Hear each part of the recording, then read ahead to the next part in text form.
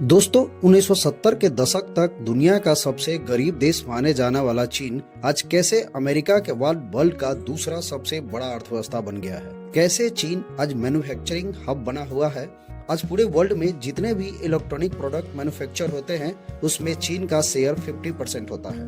China में चाहे लाख बुराइयां हो, लाख कमियां हो, लेकिन कुछ चीजें आज हमें चाइना से सीखने की जरूरत है। साथ ही हमें ये एक्सेप्ट करना होगा कि चाइना आईटी सेक्टर में, मैन्युफैक्चरिंग में, जीडीपी में और डिफेंस में हमसे 50 साल आगे है। डिफेंस में आज भी हम दूसरे देशों पर निर्भर है, जबकि China 6th generation fighter plane पे काम कर रहा है। आखिर ये कैसे संभव हुआ कि चीन पिछले 40 सालों में ही अपने पर कैपिटल इनकम में 25 गुना से ज्यादा वृद्धि कर लिया, जबकि उसकी जनसंख्या 2023 से पहले भारत से ज्यादा थी। 1980 से 2024 के बीच यानी सिर्फ 44 सालों में ही चाइना ने अपनी अर्थव्यवस्था को 75 गुना से ज्यादा बड़ा कर लिया। आज दुनिया में सबसे ज्यादा चर्चा चीन की होती है, चाहे उसकी इकोनॉमी के लेकर हो या अपने छोटे छोटे पड़ोसी देशों को धमकाने के लेकर हो या अमेरिका के साथ इकोनॉमिक और मिलिट्री कंपटीशन को लेकर हो। 1980 तक चीन की इकोनॉमी लगभग $302 बिलियन का था, जो 2024 आते आते यह बढ़कर लगभग $80 ट्रिलियन को पार कर गया।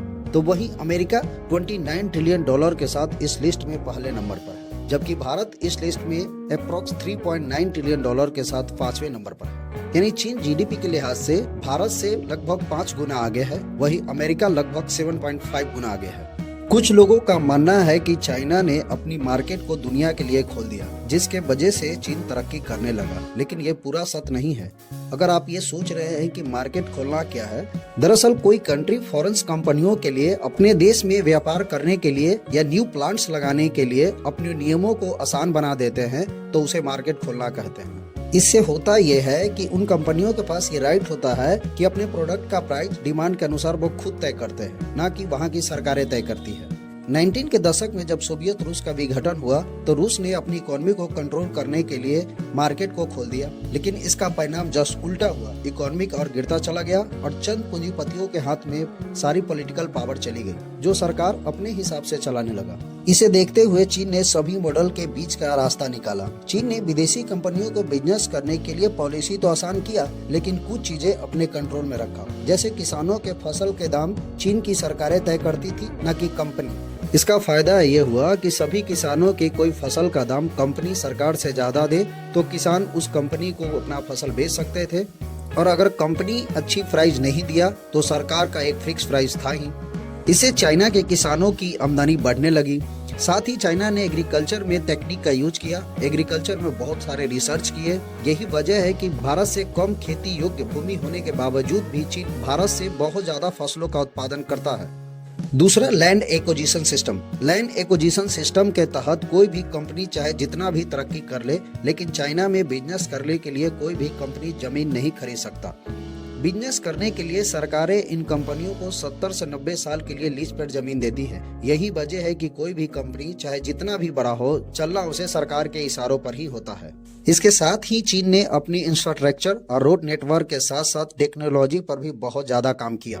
साथ ही चीनी कंपनियों को मिलने वाले बिजली के दर भी भारत के मुकाबले कम होते हैं। दुनिया का कोई भी कंपनी उस जगह पे अपना प्लांट नहीं लगाना चाहती जहां रोड नेटवर्क और इंफ्रास्ट्रक्चर अच्छा नहीं हो। और सबसे ज्यादा इम्पोर्टेंट है चीन में लेबर कॉस्ट का कम होना और चीन के लेबर के लिए ज्यादा राइट्स नहीं होना। चीन ने जब अपने मार्केट को खोला तो दुनिया भर के कंपनियों ने देखा कि वहाँ तो न लेबर को ज्यादा कॉस्ट है और न ही लेबरों को प्रोटेक्ट करने के लिए कोई बड़ा रूल है। यानी सस्ते दरों पर ज्यादा से ज्यादा काम करने के लिए उन कंपनियों को लेबर मिल रहा था। आज चीन इतनी बड़ी इकोनॉमिक पावर बन गई है कि जैसे कभी फॉरेन कंपनियों को सस्ते दामों पर लेबर ऑफर करता था, आज वे अपने कंपनियों के लिए अफ्रीका से सस्ते दामों पर लेबर हायर कर रहा है। चीन के सक्सेस का एक और बड़ा कारण माना जाता है चीन के द्वारा कॉपी करने या टेक्नोलॉजी चुराने की आदत। जब 1980 के दशक में विदेशी कंपनियां चीन में आई तो चाइनीज लोगों ने विदेशी कंपनियों का टेक्नोलॉजी चुराना शुरू कर दिया। हालांकि इस वजह से बहुत सारे विदेशी कंपनियां चीन छोड़कर चले गए, लेकिन चीन उसके बाद उन कंपनियों का डुप्लीकेट माल बनाकर सस्ते दामों पर बेचने लगा, जिससे चीन की इंडस्ट्री चोरी से ही सही लेकिन ग्रो करने लगी। चीन में एजुकेशन। किसी भी कंट्री को विकसित करने के लिए सबसे ज्यादा इम्पोर्टेंस है वहाँ के लोगों को एजुकेट करना, क्योंकि किसी भी कंट्री में बड़ी बड़ी बिल्डिंग बनाने और बड़ी बड़ी मशीनों को लगाने से वो देश डेवलप नहीं होता। इसका उदाहरण चीन ने दुनिया को दिखाया जब 1982 में चाइना का लिटरेसी रेट लगभग 65% के आसपास थी, जो 2012 आते आते यह 95% हो गया। चीन में आज 10 साल तक सभी बच्चों को फ्री और नेसेसरी एजुकेशन पॉलिसी लागू किए हुए है, यानी आपको हर हाल में पढ़ना ही होगा। इसके बाद भी अगर कोई बच्चा पढ़ना चाहे तो टेक्निकल और वोकेशनल कोर्स कर सकता है, ताकि अपने फ्यूचर और अपने कंट्री की फ्यूचर को आगे बढ़ा सके। इसके साथ ही पूरे चाइना में आज लगभग एनुअली 8 लाख से ज्यादा बच्चे डिफरेंट फील्ड में रिसर्च करते हैं, कोई स्पेस में, कोई टेक्नोलॉजी में, कोई डिफेंस में, तो कोई आईटी में। इसी का परिणाम है कि आज हमारे घर में जितने भी इलेक्ट्रॉनिक प्रोडक्ट यूज होते हैं उसमें ज्यादातर मेड इन चाइना होता है। चाइना के सक्सेस का अंदाजा आप इस बात से लगा सकते हैं कि चीन अपना आज खुद का रॉकेट, सबमरीन और फाइटर प्लेन बना रहा है। चाइना ने आज अपने विलेज को भी सिटी के जैसा डेवलप किया है। चीन में अपने विलेज में लिविंग स्टैंडर्ड काफी हाई किए हैं, जिसके वजह से गांव का पलायन रुका। आज गांव के लोगों को गांव में ही एम्प्लॉयमेंट मिल जाता है। साथ ही चाइना के डेवलपमेंट का अंदाजा आप इस बात से भी लगा सकते हैं कि अगर आप कोई फर्नीचर और इलेक्ट्रॉनिक प्रोडक्ट या मशीनरी लेना चाहते हैं तो इसके लिए स्पेशली सिटी को डेवलप किया गया है, यानी एक सिटी ही एक प्रोडक्ट के लिए पूरे के पूरा डेवलप किया गया है। जब आपको कोई मशीनरी या इलेक्ट्रॉनिक प्रोडक्ट या फर्नीचर लेना है तो आपको एक ही सिटी में एक दो नहीं बल्कि 5000 से ज्यादा फैक्ट्रियां मिल जाएगी। अब इसका अंदाजा आप खुद लगा सकते हैं कि चाइना आज कितनी सक्सेस है और चाइना के मुकाबले हम कहां खड़े हैं।